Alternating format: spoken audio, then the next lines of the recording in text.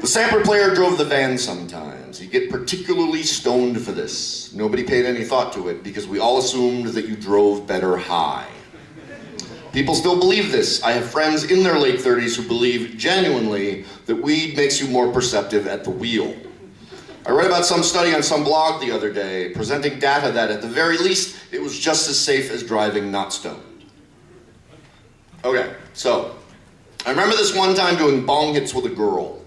It was during the first Gulf War. The media were jazzed about there being a war. First real one in 20 years, right? So they canceled all the shows and had 3 anchors talking about the same unchanging information sans commercials until 2 in the morning. Eventually we tired of it. We turned the sound off and listened to CDs, loving the moments when the lips of the anchor synced almost kind of to the music. I lit a cigarette. I smoked 3 packs a day. A morning pack, an evening pack, and then another pack rationed through the intervening hours. I had ashtrays placed at 5-foot intervals in my house. I put it in the ashtray, then got down on the floor to pick out a CD. Flipping through the rack, I decided I wanted to smoke. Lit a cigarette, put it in an ashtray on a speaker as I got out my copy of Sign of the Times. The girl I was getting high with asked if I still had those Pringles from before. Sure, I said. I walked to the kitchen, lighting a cigarette on the way. When I got to the kitchen, I put the cigarette in an ashtray by the sink and opened the fridge. Blinked at the fridge's innards for a second. I got out a grape soda and walked back towards the couch. Want some grape soda? The Pringles, she said. Oh, right. I went back to the kitchen, got the Pringles, came back, handed the canister to the girl, sat down, then decided I wanted to smoke. Lit a cigarette, and upon ashing, discovered the first of the 4 cigarettes I'd lit in the past 3.5 minutes, still burning in the ashtray on the end table. There are a number of people in the world who believe that in this state I could drive better.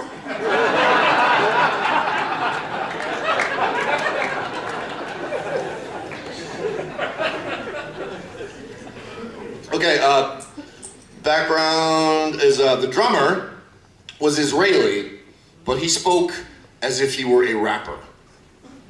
Not ironically. Not ironically, really, yeah, anyway. I tried to convey to the drummer the beat I wanted for a song by referencing a hip-hop tune. I was totally green, so I had no language to express it otherwise. When I hazarded musical jargon, he and the bass player laughed.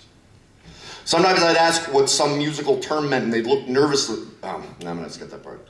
He'd sneer, yo, gee, that beat is played. Played meaning used up out of style. I'd cajole him, and maybe he'd play it.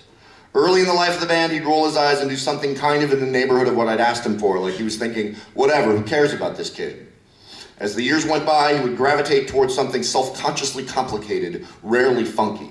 Uniqueness was more important to him than making the song better. I stopped trying to tell him what to do. At rehearsals, I sat in the corner reading the newspaper as he played permutations of these beats he found acceptably original, but were never particularly good. I waited him out. At some point, almost despite himself, he'd start doing something that was along the lines of what I needed for a song. I leaped up and began strumming the chords, and it would all start falling into place. I'd stop and say, let's play that again. We took it from the top, and suddenly the beat was different. Stop, stop, stop, I said. Hey, could you play the beat you were playing before? It's the same beat, he said. Bewildering. Maybe I heard it wrong. We began again. I started in with my chords, and the beat would be even further removed from what I wanted. I stopped playing. Hey, that beat you were doing when we first started this, that was really great. Could you try that again? Yo, G, he said, it's the same beat. One time I insisted with a little more intensity, and he stood up, threw his sticks, and left the room cursing at me, telling me he's a drummer and I can't even play guitar and he's played all over the world and what the fuck do you know? We were playing a college festival at a track stadium. I was way up in the bleachers watching the drums get sound checked.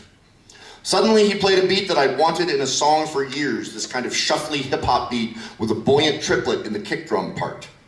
I ran down the bleachers, I ran like hell. All my songs ran through my mind, which one do I start playing when I get there? Because once a song was played to a beat, there was no way to say, hey, that doesn't quite work there. Can we try a different song with that beat? We already have a song with that there beat, G, he'd say.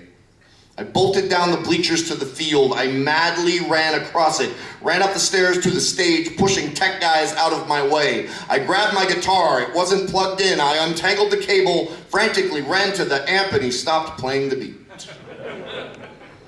I saw him rehearse with a singer-songwriter, a song for a benefit show.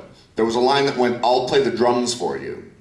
"Hey," she said, "when I sang that line, could you play a little roll on the toms?" It was a very corny idea indeed. They went through to the end. He didn't play the roll.